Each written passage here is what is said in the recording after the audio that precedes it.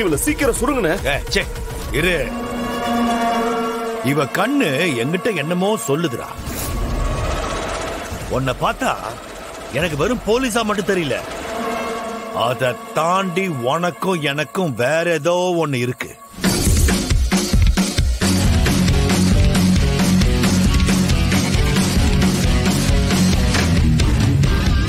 Eddy, நீ என்ன வெறும் அக்யூஸ்டா மட்டும் பார்த்து என்ன துரத்தல, வேற ஏதோ காரணம் இருக்கு. எஸ் எஸ், பரவாயில்ல. வழக்கமா நான் தான் அடுத்தவனுக்கு சஸ்பென்ஸ் வச்சுட்டு சாவடிப்பேன். That's my style. ஆனா உன்னை பொறுத்த வரைக்கும் நான் சஸ்பென்ஸோட இருந்துக்கிறேன். நீ செத்துரு, நீ செத்துரு.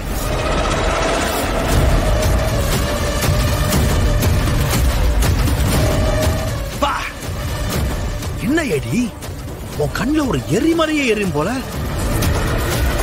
உனக்கு ஏமால் அந்த அளவுக்கு கோவமா? ஆனா உன்னால என்ன ஏத்துவும் பண்ண முடியாது. கடைசி வரைக்கும் உன் முகத்தை பார்க்க முடியாதுன்னு நினைச்சிட்டே இருந்தேன். ஆனா உன்னுடைய கடைசி நிமிஷம் முன்னாடி உன் முகத்தை பார்க்கறதுக்கு எனக்கு சான்ஸ் கிடைச்சதை நினைச்சா ஐ அம் சோ ஹாப்பி. எடி, உங்களுடைய அந்த கோவக்கார முகத்தை கொஞ்சம் காட்டுறீங்களா?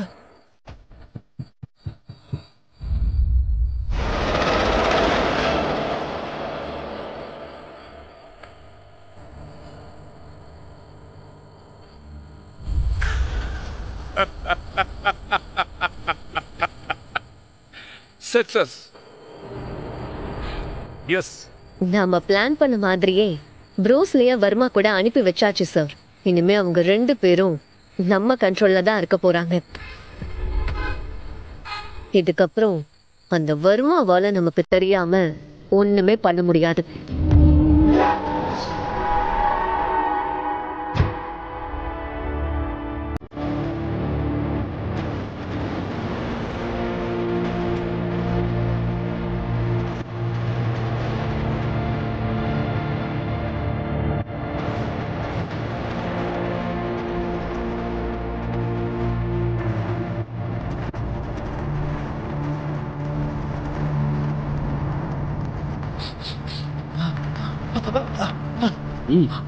சாப்பிடு.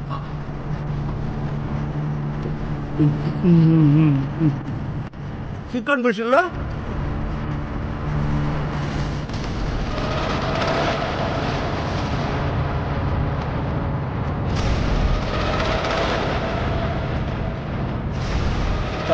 கை கழுவிட்டு வந்துடுறேன். வா வா வா. Thanks sir.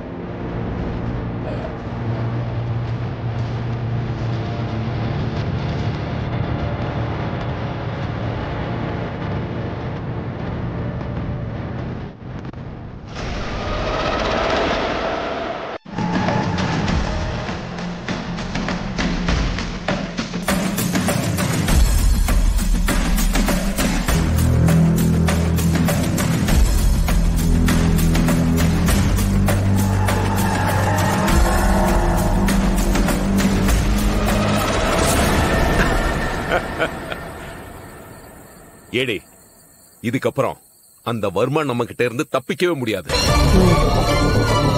ஜான், அந்த டிவைஸ் ஆப்பை ஓபன் பண்ணுங்க. Yes sir. என்ன பேசுறாங்கன்னு கேட்போம்.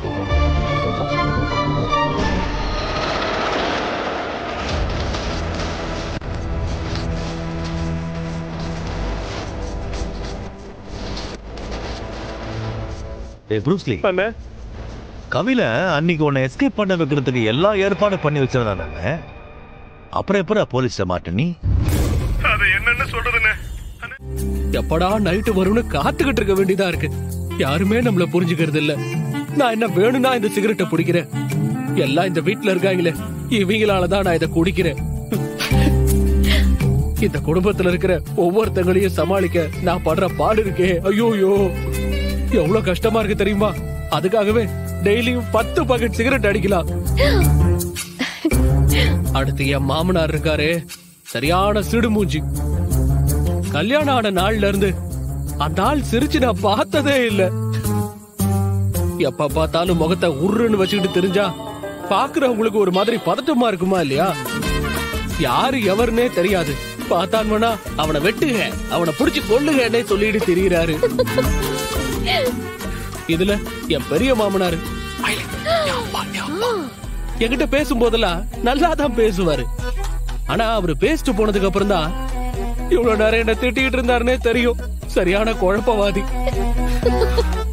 அடுத்து என் பெரியத்த, அவங்களுக்கு செல்வ நாயகின்னு பேரு வச்சதுக்கு பதிலா செவுட்டு நாயகின்னு வச்சிருக்கலாம். எப்ப பார்த்தாலும் கத்தி கத்தியே பேச வேண்டியது. சரியான காரியவாதி. இல்ல பொம்பளை தீவிரவாதி.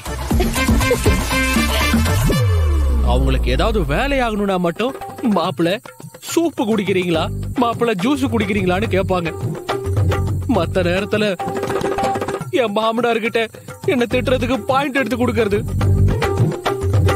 கொஞ்சம் அசந்தம் எல்லாரையும் பிச்சு தின்னுட்டு போயிரும். அடுத்து என் பாசத்துக்குரிய காதல் மனைவி இலக்கியா. என்னத்த சொல்றது, இந்த குடும்பத்துல அவ ஒருத்தி தான் எனக்கு சப்போர்ட்டா இருக்கான்னு நினைச்சேன். அப்படி நினைச்சுதான் நான் இந்த வீட்டுக்குள்ளேயே வந்தேன். ஆனா இருக்கிறதுலயே இந்த குடும்பத்துல முதல் சகுனி அவதான். எதுக்கு எடுத்தாலும் என்ன குறை சொல்லணும்னு முதல் ஆளா தெரியுது. விட்டா தூக்கத்துல கிரைண்டர் கல்ல தூக்கி போட்டு என்ன கொன்னாலும் கொன்றுவா போல இருக்கு. அந்த அளவுக்கு கொலை காண்டோட இருக்கா. அடுத்து இந்திராணி சிஸ்டர். அவங்க என்ன ஒரு ஆளாவே மதிக்க மாட்டாங்க. எப்பா பார்த்தாலும் லேப்டாப்ப வச்சு நோட்டு நோட்டு நோட்டுன்னு தட்ட வேண்டியது இல்லையா? இந்த வீட்டுல இருக்கவங்க எவன்டா தப்பு பண்ணி மாட்டுவான்னு பார்த்து அப்படியே நோட்ட சொல்றதுக்குன்னே தெரியுது. மனசுல பெரிய இளவரசின் நினைப்பு. சரியான சண்டிராணி. இப்படி எல்லாரையும் சமாளிக்கிறதுக்கு எவ்வளவு திறமை வேணும் எனக்கு. இருந்தாலும் பரவாயில்லடா.